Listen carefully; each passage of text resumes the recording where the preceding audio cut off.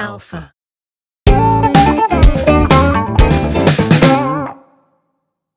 오늘의 강의는 이제 세 가지 섹션으로 나눠집니다. 탐조를 이야기하다 라는 부분에서 기본적인 탐조에 대한 지식들을 설명드릴 예정이고, 조류 촬영 및 세팅에서 실제 조중래 작가님이 사용하고 계신 이제 카메라와 세팅 방법에 대해서 설명드리도록 하겠습니다. 자, 먼저 처음 이야기할 거는 탐조에 대한 이야기입니다.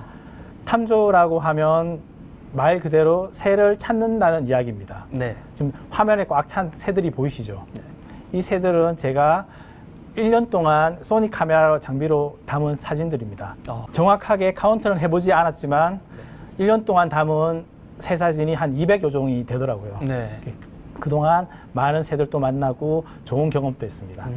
그래서 탐조의 시작, 그러니까 새 사진을 시작하는데 가장 어려운 거는 카메라 세팅도 아니고 다른 것도 아니고 새를 찾는 일입니다. 새를 찾고 어디서부터 새를 찾고 시작할지를 가장 힘들어 하십니다. 저 역시도 새 사진을 제일 처음 시작할 때는 굉장히 힘들었습니다. 처음부터 굉장히 좋은 새, 멋진 새, 네. 귀한 새를 담는다는 생각보다는 네. 집 가까운 근처, 화단, 네. 가장 가까운 화단부터 동네 뒷산, 네. 뭐 아니면 뭐 주변의 공원까지 그런 것을 관심 있게 보시고 네. 주변에 내가 살고 있는 주변에 어떤 새들이 살고 있는지부터 잘 파악하시고 담아 보시면 새 사진을 시작하시는데 좋습니다.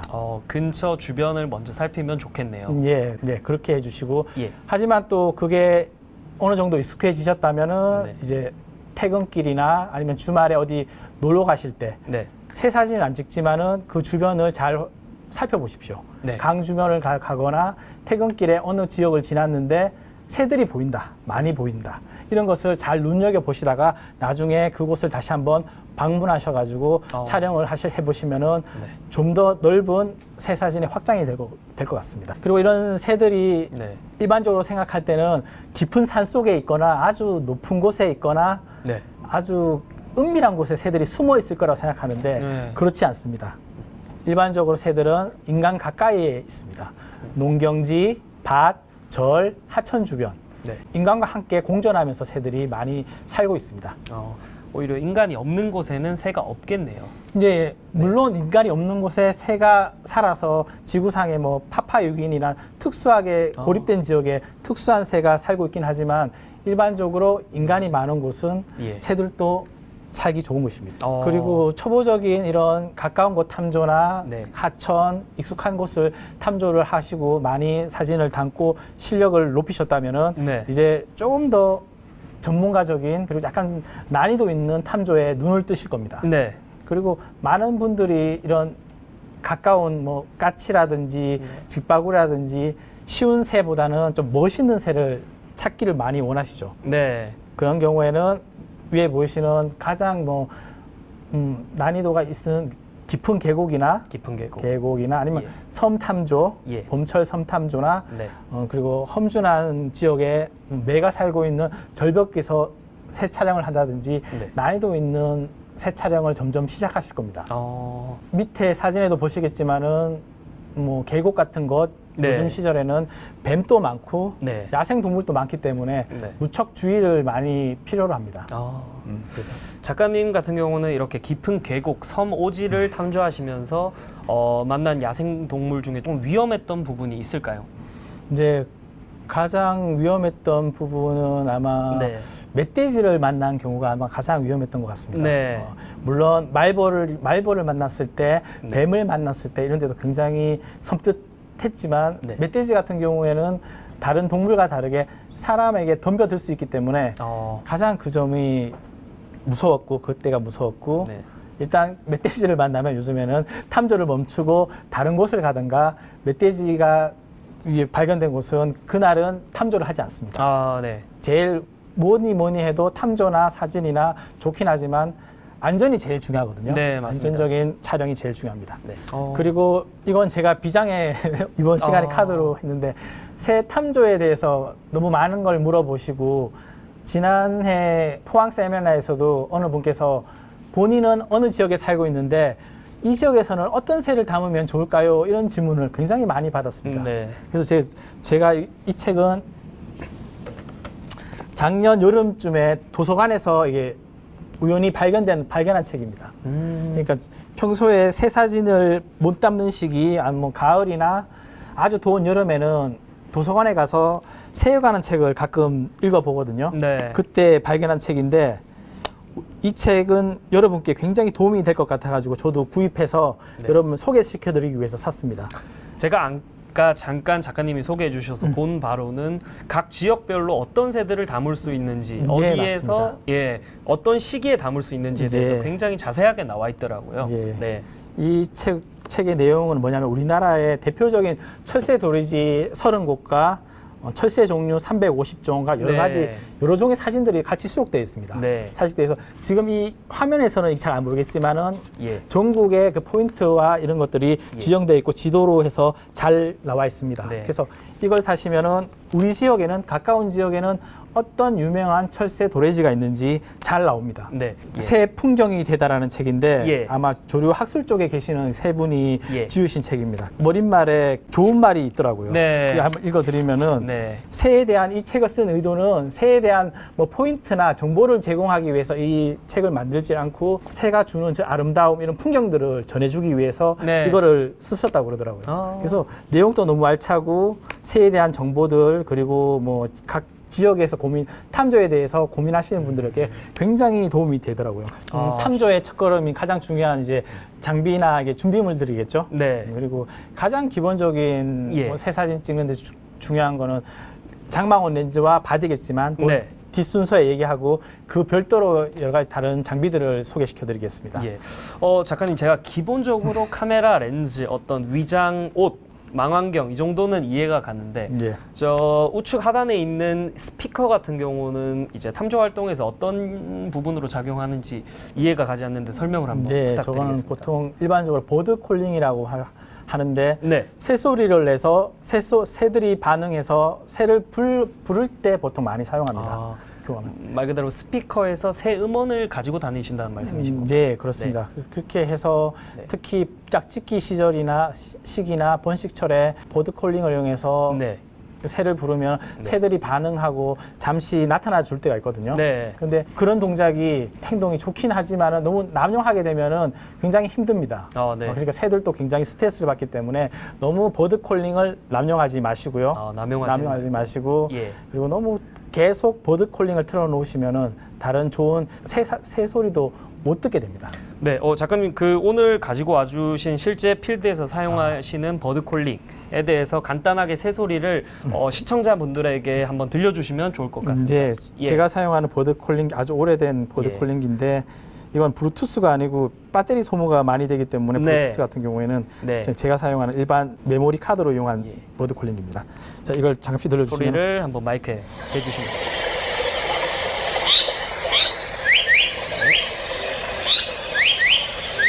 요 이제 조류 같은 경우는 어떤 조류인지 한번 여쭤봐도 될까요? 지금 시절에 지금 가장 많이 활동하고 번식을 시작하게 하는 긴꼬리 딱새라는 소리입니다. 긴꼬리 딱새. 예, 긴꼬리 딱새를 예. 많이 담으시려고 하죠. 예. 그리고 한 가지만 더 들려드리겠습니다. 네.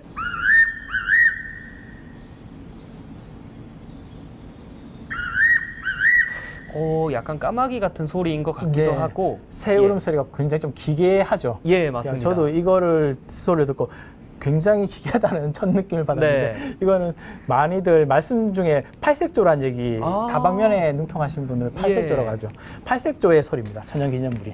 또 소리를 듣고 바로 팔색조라고 알아보시는 분들도 계신 것 같습니다. 맞습니다. 네. 이렇게 특이한 새들의 소리만 기억하신다면은 네. 나중에 탐조하실 때 굉장히 도움이 됩니다. 네. 이런 스피커를 활용했을 때 새 소리를 듣고 새들도 조금 이제 안전하다고 생각해서 가까이 오는지 그런 부분이 좀 궁금합니다. 네, 그러니까 버드콜링은 앞서 얘기했지만 너무 남용하면은 네. 새들도 속지 않습니다. 예. 잠깐 적소에 사용하시는 게 네. 중요하고요. 네. 버드콜링을 너무 남용하지 마시고 지능이 없는 것 같지만 굉장히 지능이 있습니다. 그래서 네. 한번 속았던 새가 두 번 속고 세 번 속지는 않거든요. 예. 그런 경우가 있기 때문에 네. 적당히 사용해 주시면 감사하겠습니다. 네. 좋겠습니다. 네. 그리고 나머지 뭐 탐조할 때는 위장복이라든가 위장 텐트, 네. 뭐 쌍안경들 이런 것들이 있습니다. 네. 이거는 제가 또 소니 장비로 새 사진을 촬영할 때 여러분들에게 필요한 이렇게 도움이 될 만한 네. 추천드릴 장비들을 한번 소개시켜 드리겠습니다. 가장 먼저 가장 이제 전문가용이라고 할 수 있죠. 예. 가장 프래그십 바디인 알파 9, 마크 4, 마크 2 네. 바디와 그리고 600mm 렌즈, GM 렌즈, 네. 그리고 200에 600 줌 렌즈, 100에 400 GM 렌즈까지 잘 활용하시면 네. 아주 좋은 조합이 될 겁니다. 최상의 네. 조합이 될 것 같습니다. AF 속도라든지 이제 연사 속도라든지 그런 부분이 빠르기 때문에 조류 탐조에서는 좀 최적화된 카메라라고 볼 수 있겠네요. 이제 네. 워낙 최고의 성능을 네. 자랑하는 바디들과 네. 바디와 이게 렌즈이기 때문에 네. 아마 사용하시면 굉장히 좋은 색다른 경험을 하실 수 있을 겁니다. 조류 촬영에. 크롭 바디에 이제 일반적인 대포 렌즈, 네. 200에 600 이런 렌즈들이거든요. 예. 제가 소니 렌즈로 가장 새 사진을 막 시작하시는 분들에게 네. 제일 추천하는 렌즈가 뭐냐 하면은 예. 이렇게 크롭 바디 렌즈. 알파 660, 알파 640 이런 바디에다가 네. 200에 600G 렌즈를 가장 많이 추천드립니다. 네. 이런 분들은 화각도 환상 화각이 900mm까지 되기 때문에 네. 먼 새를 가깝게 촬영하시는데 굉장히 좋습니다. 크롭 바디를 이제 입문자 같은 경우는 크롭 바디에 600mm 렌즈 200에 600을 물려서 네. 이제 크롭 환산 시 약 900mm까지 이제 나오는 그런 장망원의 네. 효과를 누릴 수 있겠네요. 그러니까 굉장히 편하고 거리에 대한 스트레스가 많이 사라지고 네. 하는 그런 조합이죠. 예. 그리고 동체 추적이나 이런 분들 있잖아요. 연세가 있으시고 네. 소니 바디로 동체 추적을 잘하기 원한다 이러신 분들에는 네. 역시 알파 9 마크 2 같은 플래그십 기종의 네. 리얼타임 트래킹 기능이 특화된 그런 바디의 200에 600 렌즈 같은 경우도 추천드리는 편입니다. 네, 리얼타임 트래킹 기능이 예, 있는 워낙 카메라. 예, A4 성능이 좋아서 말이죠. 네. 그리고 RX10 마크 4 같은 경우에는 네. 600mm까지 지원되는 네, 디지털 맞습니다. 카메라죠. 네, 맞습니다. 이 경우는 제가 탐나는 이유가 뭐냐 하면은 저는 탐조 같은 경우에 장비를 안 가져가면 쌍안경 가지고 새를 먼저 찾거든요. 탐조를 하시는 예. 거예요. 네. 근데 RX10 마크 4가 있다면은 네. 쌍안경 대신에 이걸로 탐조를 하면은 굉장히 편리하지 않을까.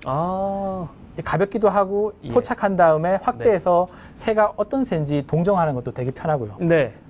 탐조와 동시에 하나의 기록물로서도 저장할 수 있으니까요. 쌍안경 같은 거는 그렇게 할 수 없는데. 예. 그래서 또 굉장히 추천하고 사용하신 분들은 굉장히 성능이 좋다고 말하더라고요. 네. 다음은 계절별 조류를 얘기 드리겠습니다. 먼저 봄부터 시작하겠습니다. 봄. 네. 봄은 우리나라의 봄은 한 3월부터 요즘 시절까지 장마가 오기 전까지를 한 봄으로 한 둘 것 같습니다. 네. 그래서 가장 봄에 먼저 3월쯤에는 제가 좋아하는 송골매가 짝짓기 하는 시절입니다. 짝짓기를 하고 그 다음에 좀 빨리 우리가 촬영하는 거는 좀 귀하긴 하지만 수리부엉이 그리고 네. 올빼미들이 4월 보통 평균적으로 한 4월 말경에 번식을 끝마칩니다. 네. 우리나라 연중에 가장 빨리 번식을 끝마치는 네. 새들 중에 하나죠. 네. 그리고 많은 분들이 담으시는 후투티. 네. 5월에 많이 담으십니다. 후투티. 예.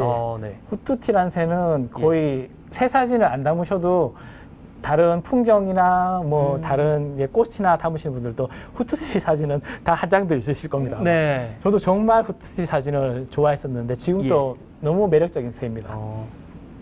그리고 봄철에 좀 중요한 건 뭐냐 하면은 네. 봄 철새들의 이동식입니다. 이동식이. 이제 4월 중순에서 5월 중순 사이 새들이 가장 많이 이동하게 되는데 네. 그 시기에 역시 섬탐조를 하게 됩니다. 섬탐조. 예, 섬탐조하기 적기고요. 가장 기다리는 1년 중 시기 중에 하나기도 합니다. 네. 그리고 밑에 황금새가 보이실 텐데 네. 역시 저 황금새도 섬탐조 기간에 제가 가서 담은 섬에서 담은 새입니다. 네. 이건 봄에 담은 새 중에 한 종이거든요. 네. 그러니까 저는 1년이 지나면은 새 계획을 잡습니다. 네. 그래서 올해 계획은 어떤 새를 꼭 담을지 한 두세 종 정도를 목표로 두고 네. 하는데 올해 저의 목표는 매와 물수리와 네. 올빼미를 제대로 담아보자 이런 게 네. 목표였거든요. 네. 그래서 올해 소니 장비로 담은 이렇게 올빼미, 아기 올빼미의 모습입니다. 올빼미가 생각보다 이게 귀여운 느낌은 있는데 예. 날개를 폈을 때는 굉장히 커 보일 것 같은 느낌이 이제 있습니다. 올빼미가 거의 대형 조류에 속하고 맹금이라서 예. 굉장히 등치도 크고 아기 올빼미지만 네. 등치가 크기 때문에 어느 정도 자라서는 둥지가 좁아서 지금 나와서 이렇게 쉬고 있는 모습입니다.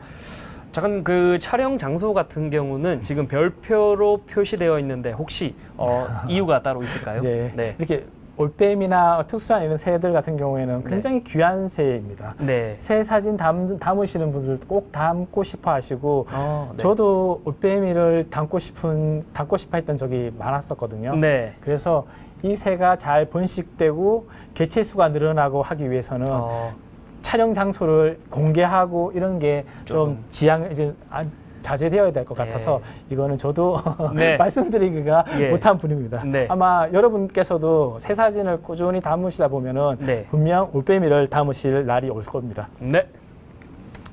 그리고 여름으로 넘어가겠습니다. 네. 여름에는 이게 화면에 보신 것처럼 색이 화려한 색의 새들이 많이 옵니다. 굉장히 화려한 것 화려하죠. 같습니다. 예. 깨꼬리, 파랑새, 청호반새, 큰 유리새. 네. 굉장히 다 색이 화려하죠. 네. 그리고 노랫소리도 굉장히 곱습니다. 그리고 이런 새들이 와서 아름다운 노랫소리와 새끼를 번식하는 그런 시기이기도 하죠. 네. 그리고 밑에 보이시는 소쪽새는 역시 여름에 볼 수 있는 굉장히 귀여운 새입니다. 소쪽새. 소쪽새도 굉장히 여름 시절에 꼭 제가 머스트 해브 새라고 할까요? 그러니까 꼭 만나고 싶어하는 새 중에 하나인데 올해도 저렇게 제가 올해 담은 새거든요. 직접 둥지에 올해 만났던 소쪽새의 모습입니다. 네. 그리고 여름에 다 담은 거. 요거는 솔부엉이라고 합니다. 솔부엉이. 예. 왜 이 새를 별도로 이렇게 해놓았냐, 여름새로 해놓았냐 하면은 새 사진 담는 분들께서 그리고 저 역시도 초보자일 때 부엉이 사진 이런 걸 너무 담고 싶었습니다. 근데 많은 몇 종의 부엉이들이 우리나라에 오고 촬영할 수 있지만 여러분께서 가장 난이도가 높고 자주 볼 수 있고 한 새가 부엉이들이 솔부엉이가 아닌가 해서 여러분께도 추천해 드리는 새가 솔부엉이입니다. 일반적인 초보자들 같은 경우는 이제 집 근처 숲속에 가서 이제 솔부엉이를 한번 탐조해 볼 수 있겠네요. 이제 서울이라도 분명 도심을 조금만 떠나서 숲만 조성되고 솔부엉이가 서식할 만한 조건만 된다면은 도심 가까이도 솔부엉이를 분명 보실 수 있을 겁니다. 어떤 뉴스에는 솔부엉이가 지하 주차장에 나타났다는 그런 얘기도 저도 들었거든요. 그래서 아마 부엉이 중에서는 가장 난이도가 낮은 그나마 담기 쉬운 그런 새일 겁니다. 그리고 이제 가을로 넘어가겠습니다. 가을은 새 사진 하기에는 촬영하기에는 가장 담을 새가 없는 솔직히 그런 시즌이거든요. 하지만 또 제가 가장 좋아하는 새인 물수리가 지나는 시기이기도 합니다. 그러니까 그 새를 우리나라를 머물지 않고 잠시 머물었다가 바로 떠나는 새를 나그네새라고 하거든요. 나그네새. 나그네새. 물수리는 바로 그 나그네새입니다. 대표적인 곳은 포항 형산강이나 강릉 남대천 이런 두 곳에서 많이 발견되고 전국 어디나 하천이나 이렇게 물고기들이나 사냥하고 환경만 조성이 맞다면 어디나 볼 수 있는 새이기도 합니다. 그리고 가을에 한 종 더 소개시켜 드리자면은 비둘기 조롱이라는 맹금류입니다. 맹금류. 말은 그냥 비둘기라고 붙어 있지만은 맹금류입니다. 날카로운 맹금류고 역시 잠시 우리나라를 스쳐가는 나그네 새입니다. 그리고 역시 뒤에 황금 벌판이 보이실 겁니다. 바로 이렇게 벼가 익을 시기에 벼 위를 날아다니는 잠자리나 메뚜기 같은 걸 잡고 충분히 영양을 섭취한 다음에 다시 또 멀리 날아가는 새입니다. 이제 저 새의 매력이라면은 새 자체도 매력이 있지만은 저는 황금 들판을 날아다니는 그 모습이 너무 아름다우니까 그래서 정말 저도 한번 다시 넣어봤습니다. 경기도 파주에 아마 제법 많은 가을에 비둘기 조롱이를 만나실 수 있을 겁니다. 겨울은 대형 맹금류의 계절이거든요. 대형 조류의 계절이고 사진에 보시는 것처럼 검독수리, 참수리, 흰꼬리수리, 독수리라든지 큰 맹금류들이 많이 우리나라를 찾아오고 역시 대형 조류인 두루미, 제두루미 같은 것들 담으실 수 있습니다. 그리고 이건 올겨울 담았던 흰죽지수리라고 하고 아송조라고 합니다. 아성조라는 얘기는 어떤 부분을 말씀하시는지? 네, 명칭은 흰죽지술이지만은 예. 성조, 그러니까 어른 새가 아니라 아직 아닌 그 사람으로 치자면 청소년기, 청소년에서 이제 거의 어른으로 돼가는 그 정도 사이에 있는 새를 아성조라고 하거든요. 네. 역시 굉장히 귀한 새고 2, 3년 전에 제가 철원에서 흰죽지 수리를 담으려고 했는데 네. 역시 못 만나고 올겨울 소니 장비로 낙동강 하구에서 운 좋게 담을 수가 있었습니다. 올겨울 담으신 사진이네요. 네, 그래서 너무 기억에 남고 네. 한 2번 정도, 3번 정도 예. 출사를 가서 결국 담았던 사진이라서 네. 기억에 남아서 이렇게 네. 선택해봤습니다. 그리고 이제 계절을 떠나서 이제 요즘 시기에 여러분들이 담으시고 보실 수 있는 새를 소개시켜드리겠습니다. 네. 그리고 먼저 가장 이제 담으시고 싶어 하시고 하는 새가 역시 버드콜링도 들려드렸겠지만 네. 긴꼬리 딱새랑 팔색조가 있습니다. 팔색조. 네. 예, 요즘 시기에 하고 탐조 난이도가 높고 반드시 이거 깊은 계곡이나 이런 곳에 있으니까 네. 탐조하실 때는 각반이라든지 안정 장비를 반드시 착용하시고 탐조하시길 바라고 예. 초보자분들은 좀 더 스킬이나 경험치를 높이신 다음에 네. 반드시 가시기를 추천드립니다. 물총새 같은 경우에는 이제 물고기를 낚고 올라오는 그 모습을 담는 게 가장 베스트 컷이라고 할 수 있어요. 네. 그게 매력이라면 다양한 게 있을 수 있지만 역시 사냥이거든요. 네. 사냥이고 가장 더운 시즌에 한 7월, 8월에도 물가에 있기 때문에 담을 수 있는 게 물총새입니다. 물총새 같은 경우에는 해외 작가분들이 물총새만 담으시는 작가분들이 있을 정도로 굉장히 매력적이고 담으면 담을수록 매력이 있는 새이기 때문에 많이들 담으시려고 하시니까 제가 한번 넣어봤습니다. 네. 그리고 탐조의 유의사항을 알려드리겠습니다. 중요한 부분인 것 같습니다. 새를 소개시켜드리면서도 언급했지만은 네. 이제 먼저 탐조하실 때는 일반적으로 제일 처음에는 가까운 것부터 시작하시되 어느 정도 스킬이 쌓이시면은 자기가 어떤 새를 담고 싶은지 나는 올해는 소쩍새를 꼭 담을 거다. 네. 내년에는 뭘 담을 거다. 이렇게 목적 의식을 갖고 구체적인 새 이름을 가지고 이게 노력하시다 보면은 더더욱 더 빠른 시간 내에 원하시는 새를 담으시고 하실 수 있을 겁니다. 목표하는 새를 딱 설정하는 게 중요한 부분이에요. 그냥 있으면 담지 이런 식으로 산에 가서 담으시면은 늘 담는 새만 담으시거든요. 저 역시도 마찬가지입니다. 시기가 되면은 특정 조류를 담겠다 하고 이렇게 나서는 거지 그냥 산에 가서 보이는 새만 담으려고 한다면 저도 그렇게 좋은 성과를 이루지 못함조로 이룰 수 없었을 겁니다.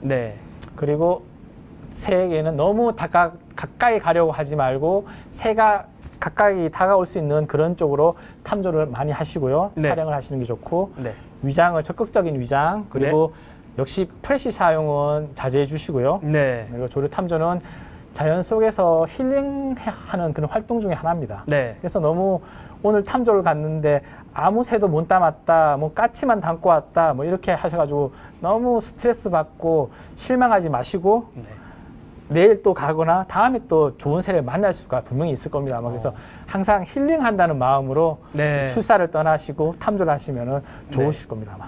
올해 정말 기억에 남는 5박 6일의 구롭도 출사 조류 촬영기를 소개시켜드리겠습니다.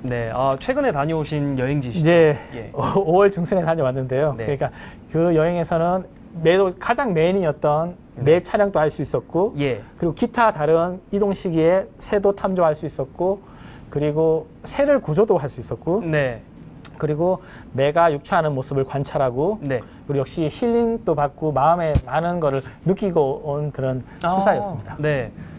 잠깐 육추라는 부분은 이제 모르시는 분들도 계실 수 있는데 육추라는 단어에 대해서 설명을 한번 해주십시오. 사전적 의미도 명쾌하더라고요. 그러니까 새가 새끼를 낳아서 기르는 행위를 육추라고 하더라고요. 딱 명쾌하게. 그래서 새끼들 지금 송골매 아기들 하얀 새끼들을 먹이를 이렇게 물어주는 모습이 보이시죠? 맞습니다. 그런 모습을 많이 담으시고 역시 다른 조류 사진에도 육추하는 모습을 많이 여름철에는 담으십니다. 번식기이기 때문에. 자, 간단하게 제가 또 5박 6일의 조류 촬영을 하면서 어떤 여정이 있었는지 어떤 과정으로 했는지 제가 소개시켜 드리겠습니다. 먼저 소니 장비를 제일 처음 제가 받고 나서 제일 담고 싶었던 새가 바로 송골매였습니다.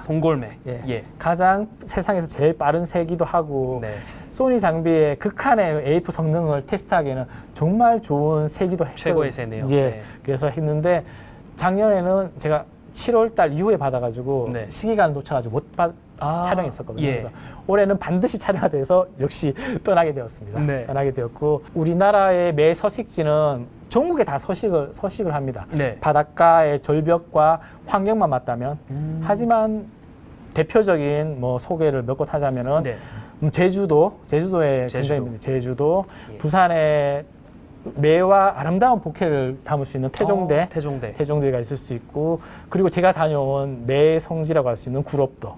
네, 구럽도. 그리고 뭐 일반적으로 섬 주변의 절벽 그런 곳에는 촬영할 수 있습니다. 네. 이 매 촬영을 하면서 또 생각한 게 뭐냐면은 매 촬영과 동시에 이동 시기에 조류도 탐지하고 싶어서 시기를 맞춰서 간 겁니다. 일부러 한 4, 5월 정도. 예, 4월 중순에서 5월 중순 사이에 예. 가야겠다 하는 네. 이유도 매와 조류 탐조를 함께 하기 위해서 그렇게 매와 결정. 조류 탐조. 예. 네, 그래서 여정에 해서 네. 1차 시도는 기상악화로 한번 실패했었고 네. 2차 시도에는 무사히 들어가서 예, 했지만은 역시 섬이란 게 서해안 섬이라는 게 워낙 변화무쌍해서요 날씨가. 그래서 역시 기상악화로 역시 하루 더 체류하고 5박 6일 일정으로 마치고 무사히 귀환할 수 있었습니다. 네. 실제 탐조 어떻게 진행되었는지 또는 네. 이제 사진들을 어떤 조류들을 촬영하셨는지 한번 보여주시면 이제 감사하겠습니다. 결과물을 이제 보여드리겠습니다. 네. 이것은 송골매가 멀리서 이렇게 날개를 젓고 굉장한 속도로 저를 향해서 활강하던 모습을 제가 담은 네. 사진입니다. 네. 제가 송골매 사진 중에서 가장 담고 싶어 했던, 시도하고 싶었던 이번에 그런 모습이기도 하죠. 네. 사실 카메라가 피사체를 잡을 때 같은 경우는 카메라 쪽으로 피사체가 다가올 때 가장 이제 카메라가 피사체를 잡기 힘든 네, 영역 중에 하나입니다. 근데 작가님 같은 경우는 이제 리얼타임 트래킹을 사용하셔서 담으셨나요? 네, 저 리얼타임 트래킹기도 좋긴 하지만 지금 네. 보시던 바와 같이 배경이 좀 단순하고 하기 때문에 네. 그리고 저 같은 경우는 AF 영역을 최대한 크게 와이드 영역으로 해서 와이드. 예, 초점을 맞추면은 작은 맞는 초점들이 작은 게 막 민감하게 반응하지 않습니까? 네. 그 짜릿함 때문에 저는 이 편한 리얼타임 트래킹보다는 와이드 영역이나 존 영역이나 영역을 사용해서 네. 이 촬영하는 게 소니 미러리스만의 손맛이 있더라고요. 그것을 손맛. 많이 네. 이용하는 편입니다. 네. 그리고 이제 역시 이것도 송골매가 다가오는 모습인데요. 네. 낮게 이제 배경이 이렇게 특히 저 배경이 배경지를 깔아놓은 듯 하지 않습니까? 맞습니다. 예, 저게 뭐냐면은 예. 해변의 그 모래사장의 모습입니다. 긴 건 아니지만 굉장히 작은 모래사장이었는데 그 순간에 포착해서 이 모습을 촬영했는데 마치 전투기 스텔스 같은 그런 모습에 저도 마음에 들어서 이 사진을 선택했습니다. 그리고 이거는 매를 촬영하면서 오고 가면서 만났던 탐조한 새 중에 하나입니다. 탐조하시는 동안. 네, 네. 진홍가슴이라는 새인데 네. 이 새는 작년도에도 외연도를 가서 만나기 위해서 굉장히 노력하고 물론 눈으로는 이 새를 만났습니다. 네. 그리고 눈으로 만났는데 어떤 사연이 있어서 수컷은 담지 못하고 암컷만 담고 돌아왔는데 예. 올해는 외연도 그러니까 구롭도 가서 이 새를 엄청 많이 보고 네. 통발 그물에 갇혀 있는 그 진홍가슴을 직접 꺼내주기도 했습니다. 그래서 2차례나 꺼내주기도 하고 하여튼 저한테는 제가 굉장히 좋아하는 새기도 하고 네. 추억이 있는 새라서 이렇게 네. 선정해봤습니다. 요 새 같은 경우는 이제 요 멱 부분, 부분. 새 같은 이 부분을 멱이라고 그러거든요. 예. 인간의 목이라고 하는 거 멱. 예. 예. 그 멱살을 담는다고 하죠. 멱 부분. 예. 그 부분 색깔 때문에 이름이 이제 진홍가슴. 진홍가슴. 말 그대로 진홍 가슴까지는 이렇게 진홍색이진 않지만은 이렇게 예. 붙이신 분이 그렇게 붙여주셨더라고요. 이 새는 제가 이렇게 단순히 보기에는 뭐 화려하지 않은 것 같은데 네. 구럽도에서 탐조한 새 중에서 가장 의미 있고 저한테는 큰 성과로 다가오는 새가 이 새였습니다. 네. 이름은 꽃가 집바구리라는 새거든요. 꽃가 직바구리. 예, 직바구리라는 거는 많이 폴더명으로도 많이 들어보셨죠? 많이 봤습니다. 집바구리 예. 바로 흔한 새입니다. 집바구리는 네. 흔한 새인데 얘는 그 새하고는 차원이 다른 굉장히 귀한 아. 새거든요. 이 새는 암컷이지만 수컷을 먼저 발견하고 다가가는 게 아니고 발견과 동시에 인기척을 느끼고 수컷은 가버렸습니다. 그렇지만은 제가 더 있어보자 싶어가지고 그 자리에 가만히 있으니까 아직 자리를 떠나지 않은 꽃과 집바구리 암컷이 아직 남아있더라고요. 암컷. 네. 그리고 사진을 보시면은 이렇게 네. 인포카싱된 나무가 보이시죠? 양옆으로. 앞쪽에 보입니다. 예, 예. 바로 앞에 저를 가리고 막고 있었는데 예. 보통 새라면 저도 저 나무를 비집고 나와서 저 새를 더 가깝게 촬영했을 겁니다. 네. 그런데 워낙 귀하고 예민하다 보니까 저는 저 나무에 숨어서 살살 겨우 핀 맞을 정도만 저렇게 인증샷이라도 담아야 되겠다는 마음으로 진짜 간신히 짜내서 이렇게 담은 사진입니다. 예. 물론 그 다음 컷은 날아가고 없습니다. 네. 그래서 굉장히 사연이 있고 언젠가는 또 수컷도 담고 싶은 그런 새죠. 네. 그리고 이 장면은 매가 큰이들 공중급식이라고 그러거든요. 공중급식. 네. 네. 위에 보이는 큰 새가 매 뭐겠습니까? 새끼 것 같습니까? 작으니까? 네, 새끼처럼 보입니다. 그러니까 굉장히 등치 차이가 많이 나죠. 예. 그러니까 조류는 특히 맹금류 같은 경우에는 암컷은 굉장히 저렇게 큽니다. 아, 네. 수컷은 굉장히 좀 작은 편이고요. 오히려 수컷이 작네요. 이제 수컷이 먹이를 잡아와서 암컷에게 전달하는 과정입니다. 공중에서. 밑에가 암컷이고 위쪽이 수컷입니다. 그래서 네. 나중에 오늘 준비한 동영상에도 나올 텐데 네. 저 새를 암컷이 수컷이 사냥해온 먹이를 받아서 새끼들에게 나눠 먹입니다. 인간들하고 비슷하죠. 네, 아빠가 돈 벌어오면 엄마가 돈으로 음식을 새끼들에게 주는 그런 거죠. 네. 이제 이건 육추 모습입니다. 아까 설명을 해주셨던 육추 모습입니다. 네. 그래서 봤고 이 사진 같은 경우에는 역시 가깝게 찍은 것 같지만은 네. 꽤 먼 거리가 있었습니다. 네. 그래서 R4를 이용해서 고화소인 R4를 이용해서 크롭 모드를 활용해서 굉장히 고화소이기 때문에 R4의 크롭 모드는 거의 일반 바디, 크롭 바디를 이용한 것처럼 아주 네. 뛰어난 성능과 화소를 보여주기 때문에 이렇게 좋은 화질로 결과물을 얻을 수 있었습니다. 크롭 모드를 활용하셔서 600mm보다 좀 더 망원으로 이제 들어가셨겠네요. 망원 화각으로 보면 이게 900mm로 아마 환산으로 나올 겁니다. 예. 그런 모습입니다. 그리고 이것은 매가 어두운 상황에서 아침 상황에서 빛을 받으면서 네. 림 라이트라고 그러죠. 네. 그 상황을 담은 모습입니다. 그래서 네. 다양한 모습을 보여드리기 위해서 네. 선택해봤습니다. 네. 그리고 이 사진은 또 설마 제가 이 장면을 포착할 수 있을까라고 좀 생각했었거든요. 네. 이건 촬영 조건이 굉장히 까다로웠습니다. 네. 제가 있던 그 포인트에서는 보케샷을 담을 수 있는 포인트가 굉장히 한정적이었거든요. 네. 보케가 생기는. 그렇기 때문에 물이 만조대, 네. 만조대에 있어야지 그나마 보케 영역이 제일 넓고요. 예. 새가 그 좁은 영역을 밑으로 다가와야 되고 그리고 보케가 좀 약간 좀 커 보이죠. 작은 맞습니다. 보케가 커 보려면 그 새가 그 좁은 보케 구역을 지나면서 저한테 다가와야 되는 그런 상황입니다. 그리고 예. 보케는 시간대가 오전을 넘기면 안 되거든요. 네. 그 시간대 한 4가지 조건을 모두 충족하면서 저한테 이렇게 오는 겁니다. 생각만 머릿속으로 떠올랐던 그 계산만 했던 그 장면들이 네. 딱 순간에 펼쳐지니까 그걸 포착했는데 아주 이걸 담고 또 굉장히 즐거웠던 그런 한 컷이었습니다. 순간이었습니다. 네. 앞서 말한 공중급식이라는 모습을 20년사로 촬영한 모습을 이어붙인 모습입니다. 네. 알파9 마크2로 이제 20년사. 약간 이게 오로지 전체 다가 한 컷의 모습은 아닌데 네. 앞에 부분은 조금 이어붙였습니다. 뒤에 부분 약간가. 먹이를 중간에 떨어뜨려서 떨어뜨려도 금방 금방 찾아오네요. 금방 네. 잡고 이게 실제로 보면 20년사라고 생각하면 굉장히 빠릅니다. 네. 굉장히 빠르고 뒤편에 물이 어른거리니까 핀도 많이 잃어버리시거든요.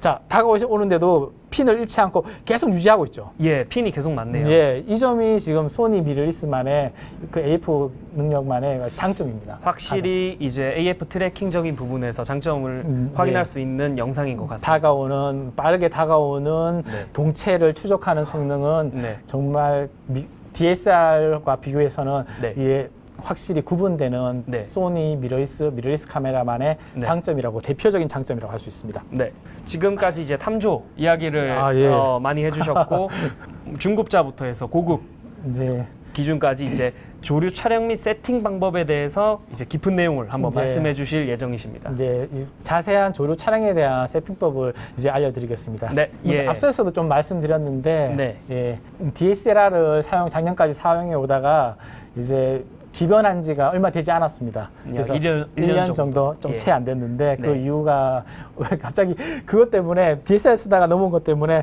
많이 좀 오해하시고 실망하신 분들도 좀 덜어 계시더라고요. 오랫동안 사용을 하시다 보니. 같은 그런 유저였는데 같은 브랜드의 어떤 유저였는데 했으니까 예전에 사용했던 브랜드를 굉장히 사랑하고 그렇게도 애정이 분명히 있지만은 어떤 이유나 어떤 그런 것들을 좀 말씀 잠깐 드리고 넘어가겠습니다. 소니 장비의 알파 9이었죠. 한 네. 3, 4년 전에 출시될 때 굉장히 관심을 가지고 제가 봤습니다. 그런데 뭐 렌즈나 이런 것도 조료 촬영에 적합한 렌즈가 없었기 때문에 그냥 넘어갔었는데 작년부터인가 소니에서 600mm 렌즈와 가벼운 무게 AF 트래킹이나 뭐 여러 가지 조류 촬영을 하는데 문제 없을 만한 그런 제품들이 출시되더라고요. 그래서 굉장히 관심을 가지게 되었고 그 시기에 소니 측에서 좋은 테스트를 주셨고 해서 좋은 경험을 할 수 있었고요. 기능적인 부분에선 확실히 이제 AF로 빠른 조류를 포착할 수 있는 부분에서 작가님도 만족을 하신 부분인 거죠. 이제 조류 촬영하는 데는 문제가 없겠다. 근데 하지만 걱정되는 거는 미러리스로 이제 새 사진을 전문으로 촬영하는 사람이 아직 없다. 그 점이 없다. 제일 많이 걸렸고 하지만 그 걸리는 점이 저한테는 가장 매력으로 다가왔습니다. 작가님이 이제 선구자 같은 느낌으로 그 정도까지는 아니지만 제가 먼저 이걸 한번 부딪혀보고 문제점이 있다면 한번 해결해보고 도전의식도 생기고 새 사진에 저도 뭔가 전환점이 좀 필요할 것 같아가지고 이건 나를 위한 어떤 도전이고 기회라고 생각되었습니다. 기회라서 이렇게 DSLR에서 소니 장비로 넘어오게 된 이유가 되었습니다. 미러리스, 소니 미러리스 바디도 단 2가지만 잘해도 진짜 고수가 될 수 있습니다.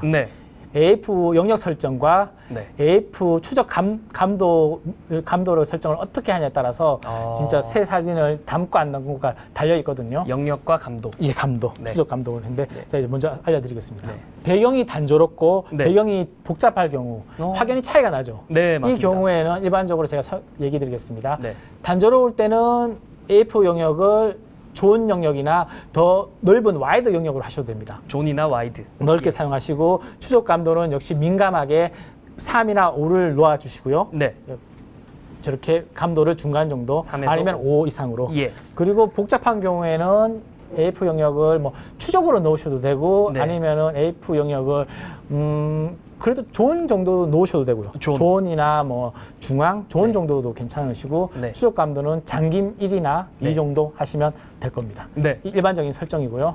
이제 추적 감도에 대해서 설명드리겠습니다. 아마 일반적인 분들이 AF 추적 감도를 어떻게 세팅하시는지 모르시는 분들이 꽤 많더라고요. 그래서 저도 사실은 DSLR을 사용할 때는 추적 감도에 대해서는 거의 중간 값을 놓고 많이 담았거든요. 기본적으로 담았었는데 이제 고백하자면 그렇습니다. 그래도 다 잘 담겼으니까 그 필요성을 잘 못 느꼈는데 미러리스로 와서는 이 추적 감도가 아주 소니 장비가 아주 예민하고 추적 감도에 대해서 민감하게 반응하는 그런 면이 있더라고요. 그래서 이번에 한번 테스트를 해보는데 알려드리기 전에 먼저 추적 감도가 뭔지 어떤 원리인지를 먼저 설명드리겠습니다. 설명을 해주십시오. 뭐냐면 지금 올빼미 지금 장난감이 있죠. 올빼미 새라고 치고 뒤에 야자수가 있습니다. 저 올빼미가 야자수 뒤편으로 날아간다는 가정하에 이 사진을 넣었습니다. 자, 올빼미가 야자수 뒤편으로 날아갑니다. 그럴 때 2가지 경우가 생깁니다. 추적 감도가 1, 장민 경우, 그리고 다른 경우는 추적 감도가 5, 민감 경우. 굉장히 상반된 경우죠. 맞습니다. 그러니까 추적 감도가 1인 장긴 경우에는 올빼미를 추적하던 핀이 계속 앞에 야자수가 올빼미를 가려도 끝까지 통과하는 올빼미에 핀이 맞춰져 있습니다.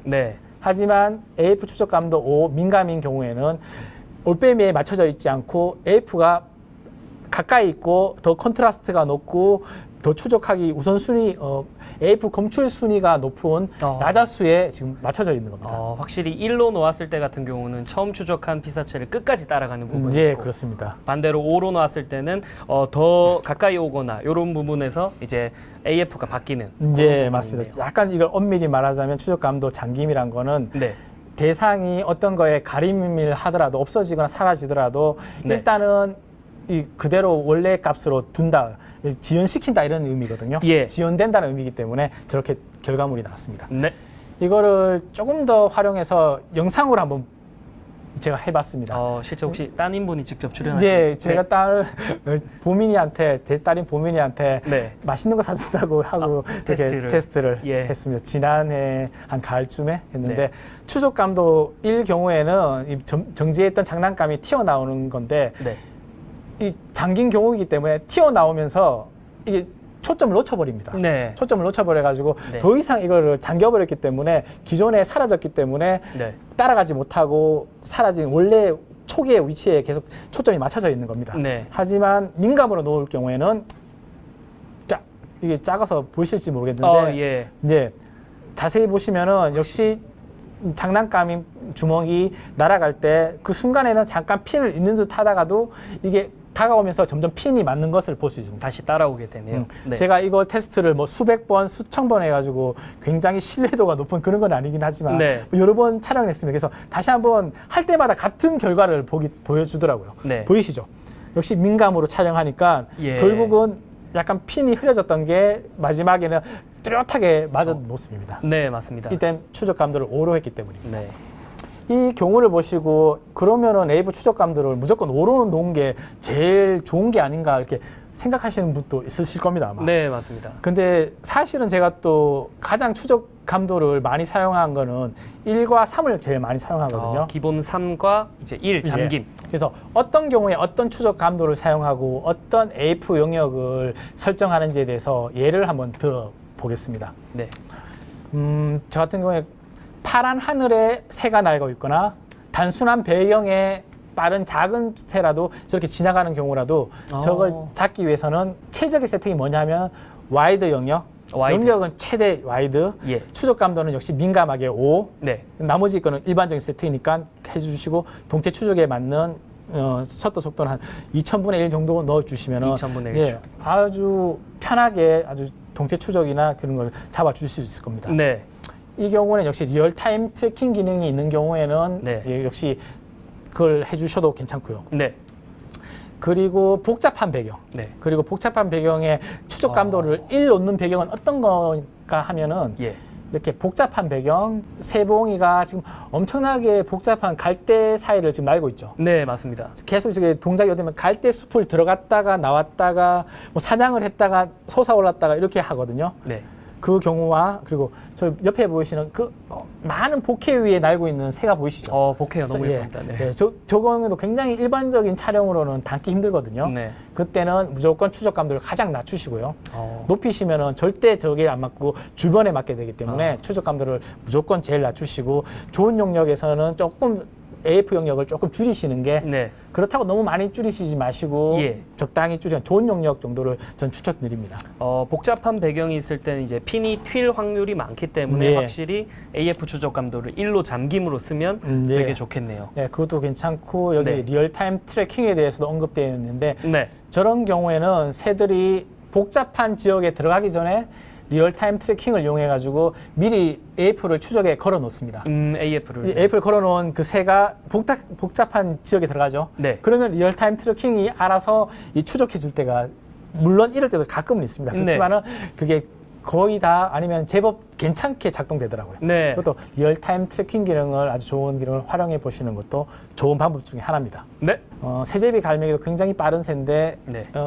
물속에 이렇게 다이빙해서 사냥하는 모습입니다. 순간적으로 입수를 하는. 예. 네. 저 경우에는 주변이 파란색 물이니까 단조롭기 때문에 네. 뭐 추적 감도를 뭐 5로 놔둬도 되지 않느냐 네. 그렇게 하시는 분이 계실 건데 네. 지금 햇볕이 비춰지기 때문에 빛 반사가 있을 수도 있고 파도나 물결이 어른거리기 때문에 네. 조금 이게 핀이 뺏길 요인이 좀 있습니다. 네. 그렇기 때문에 추적 감도는 중간 값인 3을 놓고 3 정도.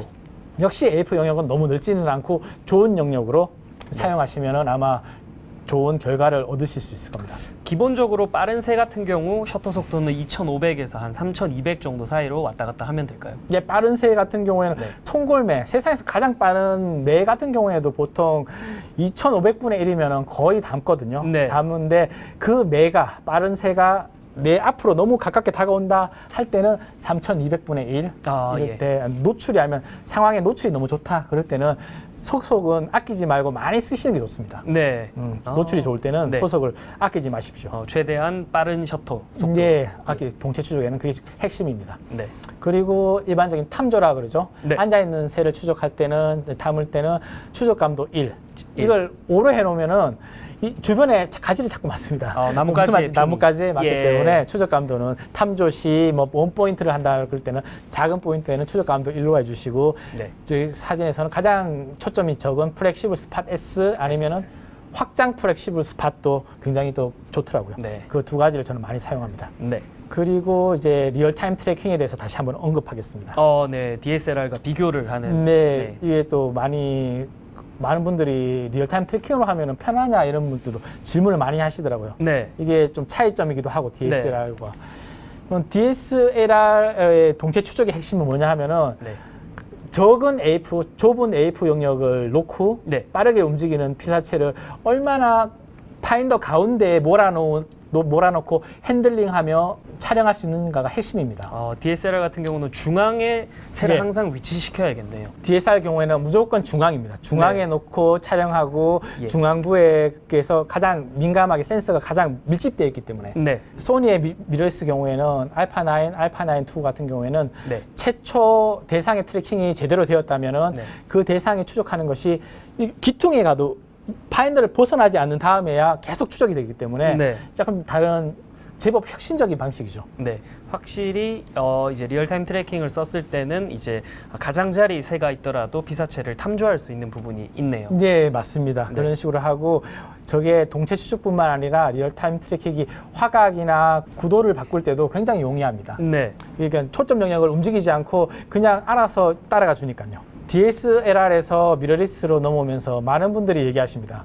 뷰파인더가 좀 불편하다고 익숙하지 않고 맞습니다. 광학식 뷰파인더의 장점이 분명히 있으니까 네. 저도 그 점이 사실은 불편했거든요. 네. 불편한데 분명히 또 장점이 있더라고요. 네, 뭐냐 하면은 어두운 환경에서 광학식 뷰파인더를 사용하면은 저렇게 어두운 환경은 그대로 눈에 보이는 것처럼 어둡게 보입니다. 어둡게 보이죠. 보이게 보이는데 네. 전자식 뷰파인더를 사용하면은 노출을 맞게 적용하면은 그 노출에 맞게 뷰파인더가 환하게 보입니다. 노출이 그대로 적용되는. 이제 무슨 야간 무슨 투시경을 사용하는 그런 느낌에 봐서 깜짝 놀랐거든요. 이런 장점이 있구나. 그래서 저 사진은 어떤 거냐면은 올 봄에 수리부엉이가 해가 거의 질 때 한 7시 넘어서 그때쯤 촬영한 모습인데 네. 주변에 다른 분들도 저걸 같이 촬영했었는데 어두우니까 수리부엉이가 뭘 하는지 파악을 못 하시는 겁니다. 네. 저는 근데 전자식 뷰파인더를 사용하니까 저 혼자 제대로 된 그 상황을 파악하고 정확하게 인지하면서 셔터를 누른 장면입니다. 네. 그리고 이거는 리얼타임 트래킹에 대한 링타임 모터과 리니어 네. 모터에 대한 모습입니다. 기본적으로 DSLR에 많이 들어가는 모터가 링타임 모터죠. 링타임 모터라고 하죠. 예. 그래서 링타임 모터인데 링타임 모터의 그러니까 가장 그게 단점이라고는 그렇고 이게 한계가 뭐냐면은 네. 추적해 오다가 정면으로 다가오는 새의 경우 가깝게 다가올수록 핀을 잃을 확률이 아주 높습니다. 네. 그건 저도 많이 경험했기 때문에 네.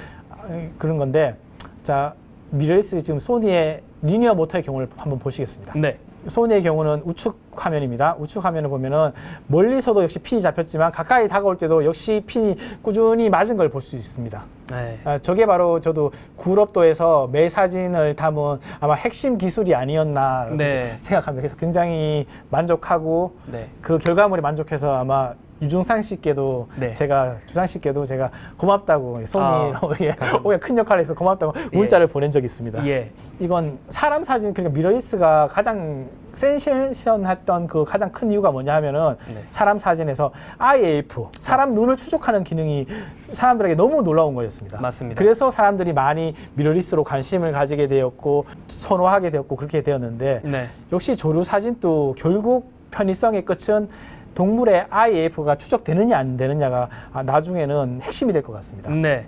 그래서 현재는 지금 고양이나 강아지 같은 경우에는 추적이 되는데 조류 사진 같은 경우에는 완벽하게 업그레이드가 지원되지 않아 가지고 안 되고 이게 고양이 같이 닮은 이게 수리부엉이나 이런 모습들은 네. 추적이 가능하더라고요. 확실히 새 종류가 많다 보니까 예. 추가 펌웨어 업데이트로 예, 조금 일반 새들은 저렇게 예. 눈이 앞에 모여 있는 게 아니고 네. 양옆에 이렇게 된 경우도 있기 때문에 예. 과연 이걸 어떤 식으로 해결해서 알고리즘을 적용해서 네. 조류의 눈은 굉장히 복잡하거든요. 네. 이걸 해줄지 궁금한데 네. 예.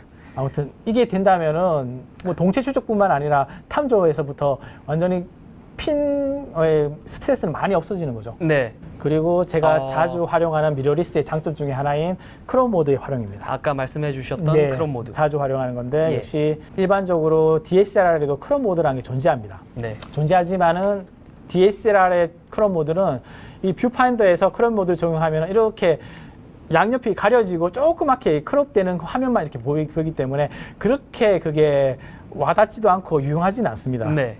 그렇지만은 이 전자식 뷰파인더를 사용하는 소니 미러리스의 경우에는 크롭 모드를 적용하면은 정말 크롭 바디를 사용하는 것 같은 그런 느낌의 그렇기 때문에 R4 같은 고화소 바디 6100만 화소를 가진 풀프레임 바디의 크롭 모드를 활용한다면은 네. 일반 크롭 바디를 쓰는 것보다 훨씬 더 좋은 그 이상의 어떤 크롭 바디와 풀프레임 바디 두 가지를 가지고 다니는 그런 셈이 되는 거죠. 완벽하게 지원하는. 그리고 역시 크롭 모드의 확장인데요. 네. 크롭 모드를 어떨 때 이용하냐 하면은 새들이 저렇게 멀리 있을 때 정확한 초점을 맞추기 힘들지 않습니까? 네. 그럴 때는 크롭 모드를 활용해서 작은 스판 영역 같은 거 S를 이용해서 눈을 정확하게 초점을 맞춰서 사진을 촬영한 모습입니다. 네. 그래서 이렇게 정확하게 결과물이 나왔습니다. 작가님 실제 세팅하는 커스텀 기네요. 네. 아마 이 기능은 소니 미러리스만의 또 이게 버튼 하나로 정말 많은 설정이 다 담을 수가 있거든요. 네. 한 번에 상황을 여러 가지 세 가지 상황에 대해서 버튼 3가지로 다 가능하니까요. 네. 아마 고정 중 설정 호출이 말이 좀 어렵기 때문에 아마 사용하시지 않는 분들이 좀 많으실 텐데 원하는 세팅 값을 설정해 놓고 누르면 바로 그 기능 맞습니다. 그 값이 호출되는 리콜 기능이 되는 그런 기능이죠. 그냥 단축키라고 보시면 되는 게 아니고 모든 설정 값이 상황에 맞는 설정 값이 여러 개가 저장되어 있는 만능 단축키라고 보시면 됩니다. 한 방에 해결되는. 이따 시연 타이밍에서 이제 1, 2, 3에 대해서 설명을 꼭 해주시길 부탁드리겠습니다. 네, 알겠습니다. 네. 그리고 역시 커스텀 키, 제가 활용하는 커스텀 키에 대해서 나왔던 거고요. 네. 역시 소니 렌즈 같은 경우에는 펑션 키가 있기 때문에 렌즈에도 저걸 활용을 하니까 굉장히 좋더라고요. 네. 정지하고 있는 새를 촬영할 때는 600mm를 사용하면 600분의 1. 600분의 1이라는 게 없으니까 640분의 1초를 사용하죠. 네. 그렇게 사용하면 될 수 있으면 가장 기본적으로 잘 촬영할 수 있다는 얘기인데. 네. 근데 한 가지 더 조언 드리는 건 뭐냐면은 뭐 알파9이나 2400만 화소의 손 떨림 방지 기능이 좋은 그런 화소의 그 바디 같은 경우에는 뭐 320분의 1 해도 무난하게 저는 촬영이 되더라고요. 그러니까 기준을 640분의 1로 두시고 이게 고화소 바디냐 고화소 바디가 아니냐 그리고 자기 컨디션이 내가 너무 지쳤다 몸이 흔들린다 그에 따라서 그걸 놓으시면 됩니다. 기준점을 두고 좀 더 전 기준점입니다. 어디까지. 셔터를 좀 더 빠르게 줄지 더 느리게 줄지 그러니까 저는 어떤 경우에는 R4 같은 경우에 640분의 1을 놔도 흔들릴 경우가 있더라고요. 그때 제가 지쳐 있거나 그럴 때는 그래서 800분의 1초를 놓으니까 잘 당기더라고요. 그런 식으로 기본적인 사진을 응용하시면 됩니다. 움직이는 새 그리고 비행샷을 촬영하실 때는 일반적으로 1600에서 2000 정도 사이가 일반적인 새 비행샷을 다 담아내실 수 있을 겁니다. 1600에서 2000분의 1초. 매의 경우도 뭐 2000분의 1초도 괜찮게 담아내고 한데 될 수 있으면은 2500분의 1 매는 빠르니까 그리고 가까울 때는 3200분의 1. 더 빠르게 3200분의 1초까지. 늘 강조하는 건 뭐냐면 움직이는 새를 담을 때는 뭐 화질이나 감도 때문에 소속을 너무 많이 아끼시는데 소속을 아끼시지 마시라는 걸 항상 강조합니다.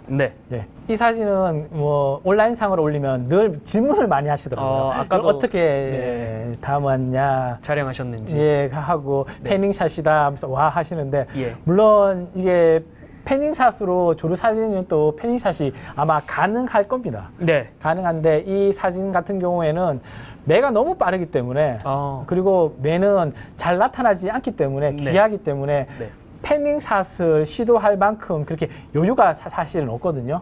제가 뭐 매 사는 곳에 제가 같이 살고 있다면은 그룹도 주민이라면은 매에서도 한번 패닝샷을 시도해 보겠는데 그렇지 않기 때문에 아마 이거는 약간 보정을 통해서 보정을 통해서 이렇게 그렇게 한 건데 새도 뭐 트랙 스포츠나 뭐 자동차 같이 일정 직선 운동을 하는 그런 새의 경우라면은 한번 도전해 볼 만한 것도 된다고 저는 생각합니다.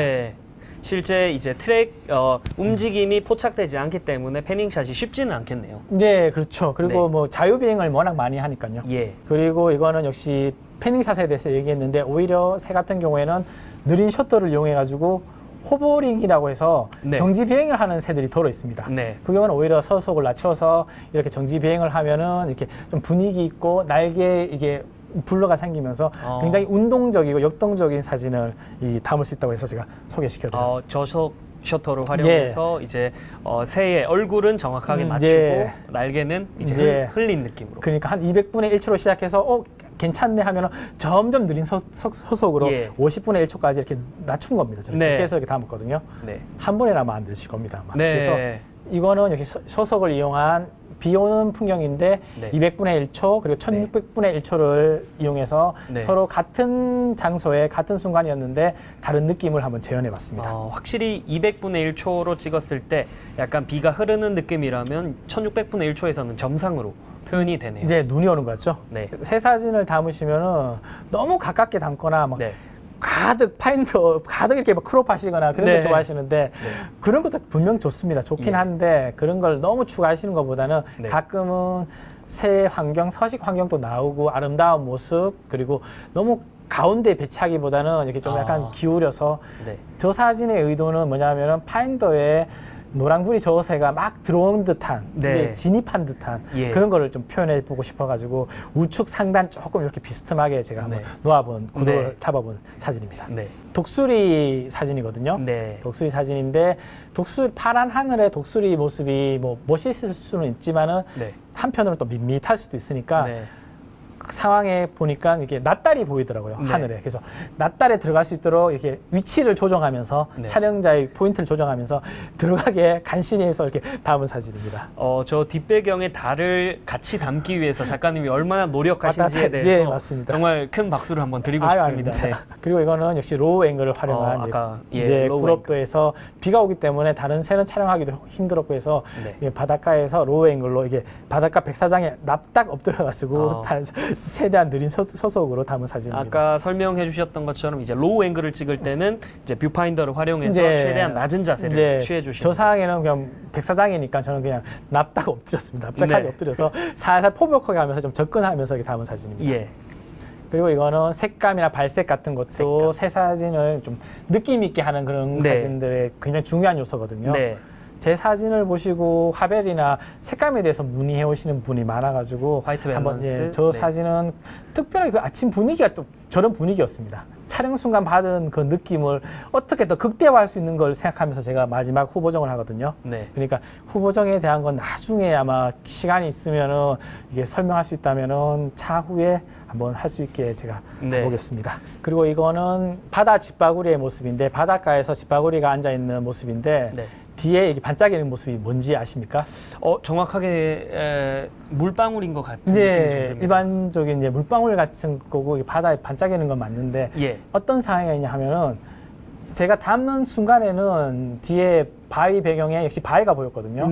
그런데 파도가 치면서 셔터를 누르는 순간에 파도가 부서지면서 그 순간 포케가 만들어졌습니다. 순간 파동물이네요. 그래서 저걸 담고 이렇구나 이런 순간이 있구나 해서 이게 자연한테 제가 한번 큰 가르침을 받은 그런 경우죠. 고니. 많이들 아시는 백조라는 새거든요. 백조. 이건 아침 햇살을 받으면서 노출차가 큰 그 사진이었는데 더욱더 드라마틱하게 이런 걸 구성해서 느낌을 좀 강화시킨 그런 사진입니다. 그리고 이건 긴꼬리 딱새의 모습인데 같은 사진입니다. 같은 둥지에. 같은 사진이네요. 우리가 촬영자의 위치가 둥지 앞에 있는지 뒤에 있는지 위에 있는지에 따라서 느낌과 배경이 전혀 달라지죠. 복해가 있고 그런 것을 여러분 또 둥지 사진을 담으시면은 다양한 구도로 한 구도에만 있지 마시고 다양하게 위치도 옮겨 보시라고 한번 넣어봤습니다. 그리고 이제 거의 막바지가 되는데 이제 조류 사진 에티켓에 대해서 얘기 드리겠습니다. 조류 사진은 역시 촬영하고 나서는 역시 쓰레기나 남긴 것들은 저희가 촬영 후 남긴 것들은 반드시 되가져가시고요. 깨끗하게. 이제 자료는 절대 훼손하시거나 인위적으로 만지시거나 하시면은 사진도 그거는 가치가 있는 게 아닙니다. 아무리 예뻐도 그렇게 하시면 안 되고요. 그리고 조류에 대한 배려, 그리고 인계거리 너무 가깝게 가기보다는 새에 대한 인계거리를 잘 파악하시고 위장에 신경을 쓰시고 촬영 때 조용해 주시고 이제 위장 텐트를 사용하시면 좋고요. 가깝게 나가시면 그러면 역시 인공 조명이나 프레시 같은 거는 사용해 주시지 마시면 됩니다. 굳이 뭐 야간 촬영을 하고 싶다 그러면은 문화재청에 허락을 득하고 나서 하시면은 아무도 뭘 할 사람 없습니다. 꼭 그렇게 하시고요. 그리고 마지막으로 안전에 대해서는 일반적인 탐조는 굉장히 즐겁지만 깊은 산속, 그리고 계곡, 그리고 섬 탐조 모르는 그런 곳에는 위험이 도사르기 때문에 특히 요즘 시절에 항상 안전에 조심하시고 2인 1조로 다니시고 네. 새 사진도 좋고 뭐 촬영도 좋고 다 하지만은 제일 중요한 거는 안전입니다. 안전 조심하십시오. 기계 변경을 고려하시는 이제 고객 중에 혹시 미러리스로 이제 조류 촬영을 하면 좀 더 쉬운지에 대해서 한번 답변을 해주시면 감사하겠습니다. 이제 가장 많은 분들이 물어보시는 게 뭐냐면은 네. 소니 미러리스나 이렇게 미러리스 카메라로 가면은 정말 좋은지 네. 그런 분들이 제일 많다고요. 그래서 네. 저도 그런 부분에 대해서 이번에 조금은 이제 언급하고 제 느낌을 얘기해 드리려고 이렇게 마지막에 이렇게 넣어봤습니다. 네. 가장 저는 생각하는 거는 물론 미러리스가 편하긴 편합니다. 편하고 기능적인 면이나 있고 한데 분명히 DSLR에 가지는 장점도 분명히 있겠죠. 네. 저는 미러리스의 미래를 보시라고 저는 주장하고 싶습니다. 네. 지금 DSLR 지금 나오는 어떤 타사 브랜드나 이런 것도 결국에는 새 사진도 미러리스로 갈 거라고 저는 생각합니다. 네. 거의 확신을 들고 있습니다. 네. 그렇기 때문에 미래의 새 사진은 결국 미러리스고 그 미러리스로 새 사진을 지금 담을 수 있는 완벽하게 담아낼 수 있는 거는 가장 이제 좋은 거는 소니가 가장 유일합니다. 네.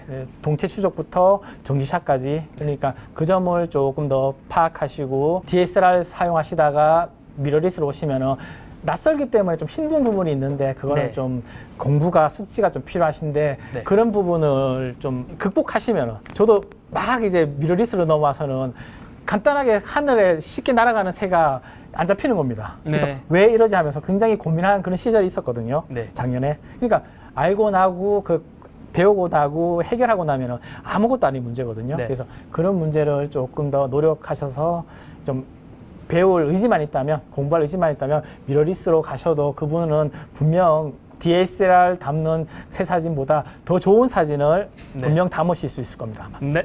자, 이제 지금부터는 제가 직접 어떻게 촬영하고 어떤 아이템을 사용해서 좀 더 편하게 핸들을 하고 조류를 촬영하는지 그리고 유용한 방송에서 지금 PPT로 소개해 드렸던 어떤 기능들 실제 한번 소개시켜 드리겠습니다. 먼저 새 사진을 좀 편하게 새 사진 장비는 워낙 무겁기 때문에 최대한 장비를 갖춰서 사용하시면은 훨씬 더 편하고 오랫동안 피로감 없이 새 사진을 담으실 수 있을 겁니다. 저는 항상 손목 같은 게 무리가 많이 가기 때문에 손목 보호대를 항상 왼편에 찹니다. 꼭 손목 보호대를 차고요. 고무 코팅이 된 이렇게 장갑을 착용합니다. 그 이유는 무거운 렌즈를 많이 들고 다닐 때는 미끄럼도 방지되고 오래 사용해도 피로감이 훨씬 덜합니다. 이게 적은 힘으로도 렌즈를 컨트롤할 수 있는 제법 큰 도구가 될 수 있습니다. 그리고 오른손에는 이게 셔터를 누르는 손이기 때문에 아무것도 안 사용하셔도 되고 저 같은 경우에는 가끔씩은 이렇게 손가락이 나오는 반장갑을 착용해서 사용합니다. 핸드헬드를 많이 사용한다 그러셨죠. 삼각대보다는 저는 핸드헬드를 많이 사용합니다.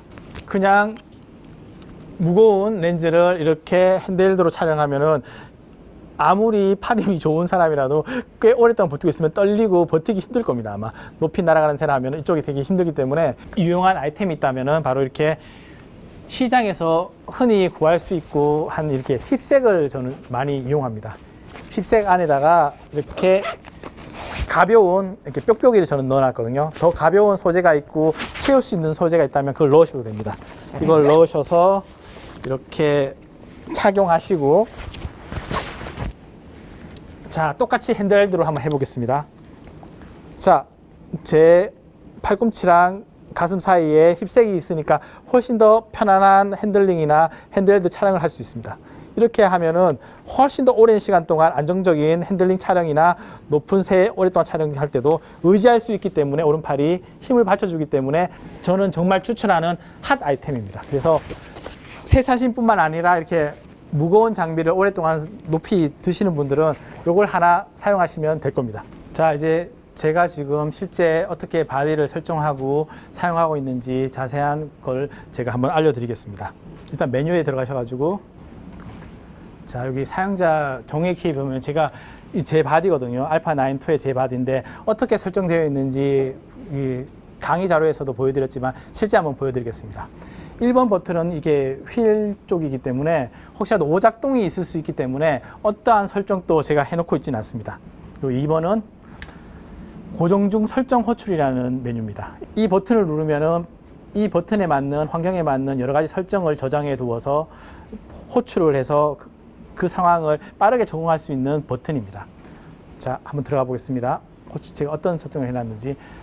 저는 2번 버튼에는 호출 버튼 2번에는 날아가는 새 비행샷을 순간 담을 수 있도록 이렇게 설정해 두었습니다. 셔터 속도는 2000분의 1 날아가는 새이기 때문에 중간값을 두었고요. 역시 ISO는 저는 오토를 쓰고 있습니다. 초점 영역은 가장 무난한 좋은 영역. 역시 일반적인 모든 대상의 새의 비행을 의도하기 때문에 추적 감도는 표준으로 했습니다. 그리고 AF 켬은 끔. AF 켬을 오늘 해놓으면 어떤 현상이 일어나냐 하면은 AF 켬이란 건 뭐냐 하면은 계속 반 셔터를 눌리고 있는 거랑 마찬가지이기 때문에 이게 켜놓으면은 오작동을 일으킵니다. 그렇기 때문에 반드시 고정 중 설정 호출해서 AF 켬은 끔으로 해 두십시오. 그리고 이걸 등록해 둔 거거든요. 2번 호출이 어떤 건지 제가 한번 보여드리겠습니다. 자, 지금 방금 설정한 2번 호출은 지금 화면에서 제 설정이 100분의 1초 약간 엉망으로 되어 있거든요. 그 와이드 영역이고 했는데 이게 갑자기 이 새가 앉아 있다가 날아간다. 그러면은 소속을 올려주셔야겠죠. 여러 가지 바디 세팅을 해야 되는데 그걸 다이얼을 돌리시고 찾아보시고 적합하게 하는 것보다는 제가 버튼 하나를 눌러보겠습니다. 자, 바뀌었죠. 2000분의 1초 F400 최대값이고 여러 가지 세팅에 맞게 초점 AF 영역도 이렇게 바뀌어져 있습니다. 그래서 이걸 이렇게 촬영하는 겁니다. 보셨죠? 예.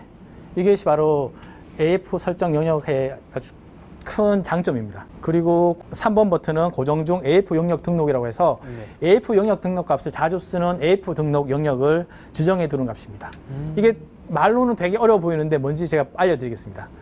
이렇게 지금 AF 영역이 굉장히 넓죠. 와이드로. 그런데 나는 저기 딱 조그맣게 저 부분을 정확하게 맞추고 싶다. 그럴 때는 제가 방금 설정해 둔 영역을 눌러보겠습니다. 보십시오. 소니에서 가장 작은 플렉시블 스팟 S 영역이 나옵니다. 이걸로 정확한 사진 촬영을 할 수 있습니다.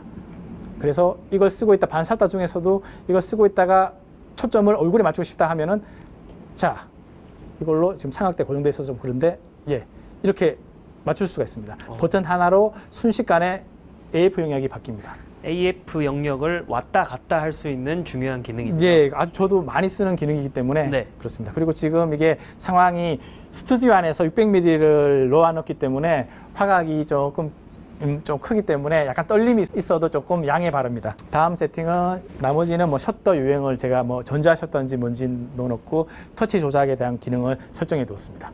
그리고 다른 또 기능을 설정해 둔 게 뭐냐면은 역시 고정 중 설정 호출 1번입니다. 이거는 다른 어떤 설정을 제가 해 놓았는지 보여드리겠습니다. 1번 호출에는 제가 어떤 설정을 해 놓느냐 하면은 앉아 있는 새, 정지해 있는 새들을 촬영할 때 세팅 값을 넣어 두었습니다. 최대 개방에다가 앉아 있으니까 400분의 1초 정도. 그리고 역시 ISO는 오토, 그리고 연속, 플렉시블 스팟 S 가장 작은 AF 영역을 두었습니다. 그리고 정확하게 한 영역을 탐조할 때는 추적 감도를 제가 장기무로 많이 쓴다고 그랬죠. 그래서 장기무로 해두었습니다.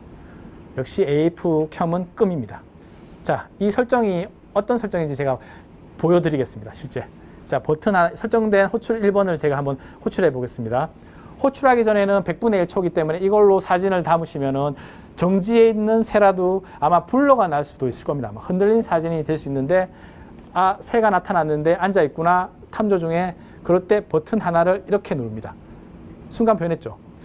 초점 영역은 가장 작은 거로 변했고 그리고 소속은 400분의 1초. 그리고 놓으면은 역시 좋은 영역으로 영역은 굉장히 확장되고 소속은 100분의 1초입니다. 이걸로는 역시 촬영하기 힘드니까 역시 제가 설정해둔 값으로 하면은 아주 빠르게 순식간에 앉아있는 정지해 있는 새를 담을 수 있을 수가 있습니다.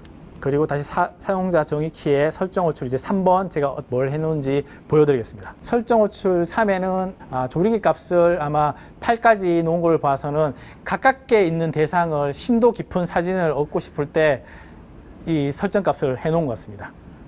300분의 1초고요. 정지해 있는 새이기 때문에 300분의 1초도 아마 가능할 거라고 저는 충분히 생각합니다. 그리고 초점 영역은 추적으로 해놓았는데 왜 추적으로 해놨는지는 곧 아시게 될 것입니다. 추적 감도는 역시 정지해 있는 대상이기 때문에 잠김으로 해두었고요. 자, 3번으로 설정해 놓은 값을 한번 제가 불러오겠습니다. 자, 역시 100분의 1초여서 3번 값을 불러오겠습니다. 네, F8에다가 300분의 1초, 320분의 1초, 심도 깊은 가까이 있는 새를, 자, 가깝게 있다고 한번 해보겠습니다. 이렇게 가까이 있는 새를 그냥 촬영하시면은 심도가 얕아가지고 다 날아가겠죠. 얼굴만 맞고. 그때 심도 깊은 샷을 찍고 싶을 때는 저는 이렇게 버튼 하나만 누릅니다.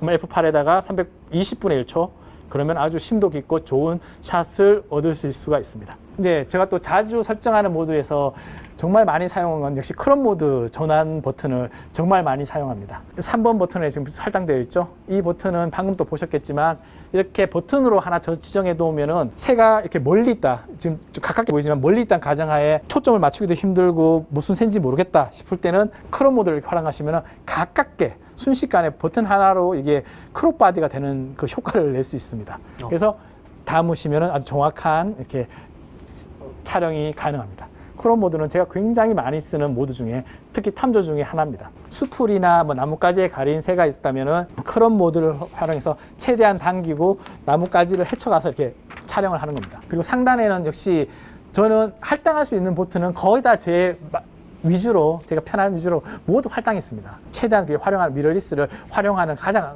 똑똑한 방법이거든요. 그래서 일본에서는 초점 표준 영역을 잡았습니다. 초점 표준이라는 게 뭐냐 하면은 초점 포인트가 한쪽으로 이제 움직여서 밀려져 있죠. 그 경우 초점 표준을 누르면은 이 가운데로 딱 가는 겁니다. 이건 반드시 필요한 버튼이기 때문에 역시 일본에 자주 쓰기 때문에 넣어 놓고요. 초점 영역은 역시 와이드냐, 뭐 존이냐, 뭐 중앙이냐, 이것도 역시 자주 사용하기 때문에 초점 영역도 빠르게 할당해 두었습니다. 그리고 소니 미러리스는 렌즈에도 거의 펑션 키가 있기 때문에 이걸 다 커스텀하게 지정할 수 있거든요. 저는 앞서에서도 제가 강조했던 AF 추적 감도는 렌즈의 버튼으로 항상 그걸 합니다. 렌즈 버튼을 한번 눌러 보겠습니다. 이제 밑에 보면은 잠김, 추적 감도가 민감, 이렇게 재빠르게 담으실 수가 있습니다. 지금 상황을 보면은 뒤에 검은 천이 있고 새가 있다면은 단조롭기 때문에 이 상황에서는 민감을 두셔도 되는 거고요. 저 새가 복잡한 곳에 지금 가 있다, 덤불에 있다, 이러면은 움직이고 있다, 그럴 거면은 잠김을 놓고 사용한다, 이렇게 빠른 설정 굉장히 중요하거든요. 조류 사진은 초단위를 다투는 그런 싸움이기 때문에 단축키 버튼은 고수로 가는 거의 지름길이고 거의 필수입니다. 제가 알려준 걸 똑같이 따라 하실 필요는 없는데 자신에 맞게 사용하시고, 설정 버튼 호출은 3개 다 이렇게 상황에 맞게 날아가는 새, 앉아있는 새, 뭐 자기가 많이 담는 상황에 따라서 할당해 두시면 굉장히 좋습니다. 그리고 이건 새 사진만이 아니라 뭐 다른 풍경을 담든 어린이 아이를 담든 그런 상황에 맞게 아이가 뛰어가는 순간의 설정, 아이가 앉아있는 설정, 역광 상황의 설정을 따로 두시면은 훨씬 편리하실 겁니다. 화면에 많은 옵션들이 보이는데 이게 뭔지 한번 제가 알려드리겠습니다.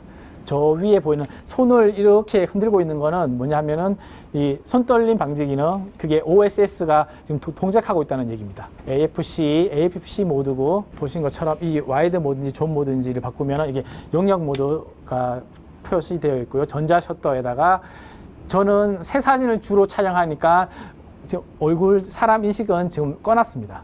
그리고 연산은 지금 하이로 넣고 있는데요.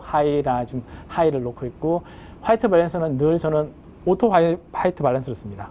그리고 측거점은 멀티 패턴 측거점을 쓰고요. 측광을 쓰고요.